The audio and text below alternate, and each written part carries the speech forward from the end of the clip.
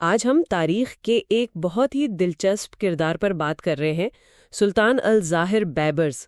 ان کی کہانی تو کسی فلم کی طرح لگتی ہے۔ جی بالکل، ایک غلام جو دشت قپچاق سے اٹھا اور پھر مشرق وسطیٰ کا طاقتور ترین حکمراں بن گیا۔ ہمارے پاس کچھ ذرائع ہیں، خاص طور پر سلطان بیبرس غلام سے محافظ اسلام تک کے عنوان سے کچھ تحریریں جو ہمیں ان کی زندگی سمجھنے میں مدد دیں گی۔ مقصد یہی ہے کہ ان کے اس ناقابل یقین سفر کو دیکھیں، غلامی سے سلطنت تک، اور تاریخ پر ان کے کیا اثرات رہے۔ اور وہ پہلو بھی بڑا دلچسپ ہے کہ المقریوی اور ابن تغریب بردی بتاتے ہیں کہ انہیں غلامی میں بیچا گیا۔ راشد الدین تو ان کی نیلی آنکھوں اور چہرے کے نشان کا بھی ذکر کرتے ہیں۔ ہاں، یعنی ایک شناخت تھی ان کی۔ تو یہ صرف ایک شخص کی کہانی نہیں، یہ اس دور کی بھی عکاسی ہے، وہ مملوک نظام۔ صحیح، تو شروع کرتے ہیں ان کی بالکل ابتدا سے۔ 1223 دشت قپچاق۔ جی، آج کے کرائمیا کے آس پاس کا علاقہ۔ قپچاق ترک قبیلہ تھا۔ اور پھر منگول حملے۔ ہاں، وہ سب کچھ بدل گیا۔ وہیں وہ پکڑے گئے اور دمشق کے غلام بازار تک پہنچ گئے۔ اور وہاں سے ان کی قسمت نے پلٹا کھایا۔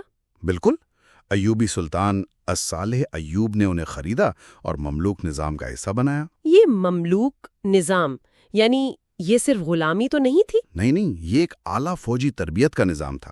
ان غلاموں کو بہترین جنگی مہارتیں سکھا کر ریاست کے وفادار طاقتور سپاہی بنایا جاتا تھا۔ اچھا۔ اور بیبرس ایلونی کے مطابق اپنی غیر معمولی صلاحیتوں کی وجہ سے بہت تیزی سے آگے بڑھے۔ اور پھر وہ جنگ المنصورہ 1250 والی؟ جی، 7ویں صلیبی جنگ۔ فرانس کا بادشاہ لوئس نہم تھا مد مقابل۔ جان ول، جو فرانسیسی مورخ ہے، وہ بھی مانتا ہے کہ بیبرس کی حکمت عملی نے کمال کر دیا۔ یعنی انہوں نے صلیبیوں کو شکست دی؟ شکست بھی دی اور بادشاہ کو گرفتار بھی کر لیا گیا۔ بیبرس کا کردار اس میں مرکزی تھا۔ واو! اور اس کے 10 سال بعد 1260 تاریخ کا ایک اور بڑا موڑ، عین جالوت۔ عین جالوت تو بس فیصلہ کن جنگ تھی۔ پہلی بار منگولوں کو اتنی بڑی شکست ہوئی۔ مملوک سلطان قطز کے ساتھ مل کر لڑی یہ جنگ۔ جی، لیکن کئی مورخین جیسے امیتائی وہ کہتے ہیں کہ اس فتح کا اصل دماغ اور بازو بیبرس تھے۔ اچھا، یعنی انہوں نے ہی منگولوں کا راستہ روکا اصل میں۔ ہاں، فلسطین میں ان کی پیش قدمی روکنے کا سہرا بیبرس کے سر باندھتے ہیں، ان کی جنگی چالیں۔ لیکن فتح کے بعد کچھ گڑبڑ ہوئی؟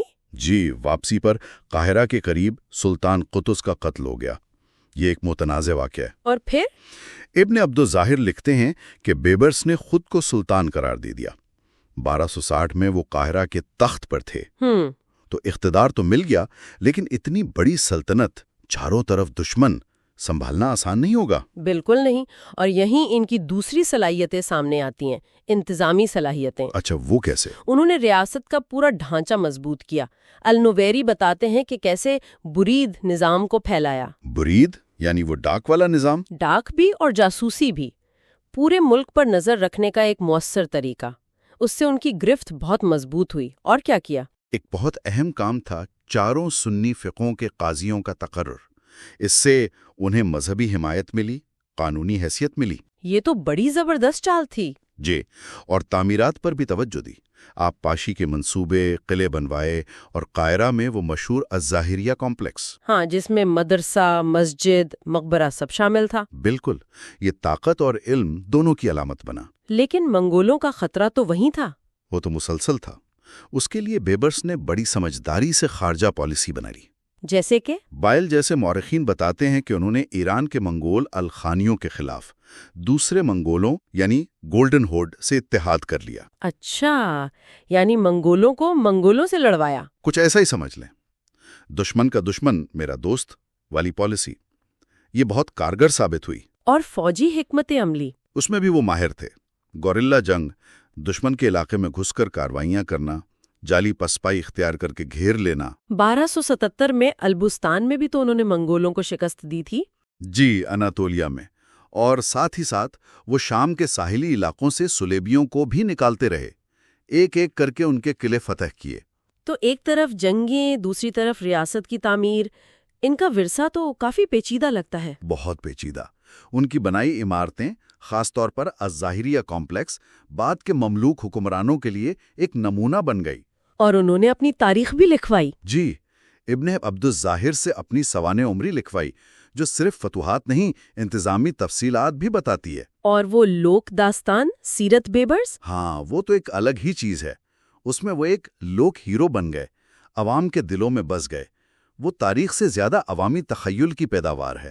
مورخین کی رائے کیا ہے ان کے بارے میں؟ کیا سب متفق ہیں؟ نہیں، بالکل نہیں۔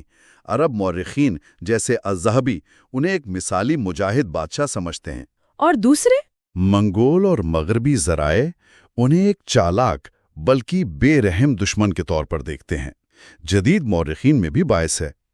امیتائی ان کی فوجی ذہانت کی تعریف کرتے ہیں تو تھوراؤ جیسے کچھ لوگ ان کی بے رحمی پر بھی بات کرتے ہیں۔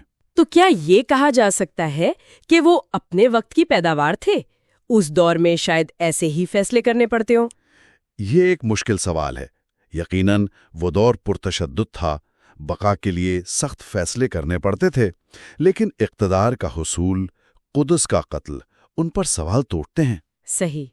ان کی عظمت اور ان کے متنازعہ پہلو دونوں مل کر ہی ان کی پوری تصویر بنتی ہے۔ اور ان کا انجام کیسے ہوا؟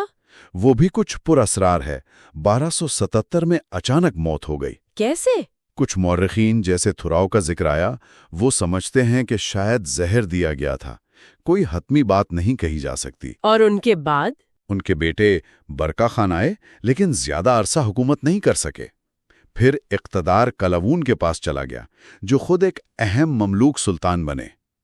تو خلاصہ یہ ہے کہ سلطان بیبرس کی زندگی غلامی سے شروع ہو کر مشرق وسطیٰ کے طاقتور ترین حکمران بننے پر ختم ہوئی۔ انہوں نے منگولوں اور صلیبیوں دونوں بڑے خطرات کو روکا، مملوک سلطنت کی بنیادیں مضبوط کیں اور ایک ایسی میراث چھوڑی جو آج بھی ہمیں سوچنے پر مجبور کرتی ہے۔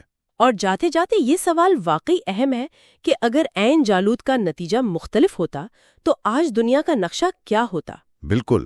اور کیا اقتدار تک پہنچنے کے طریقے ان کی باقی کامیابیوں پر حاوی ہو جاتے ہیں؟ یہ وہ سوالات ہیں جن پر غور کرنا چاہیے۔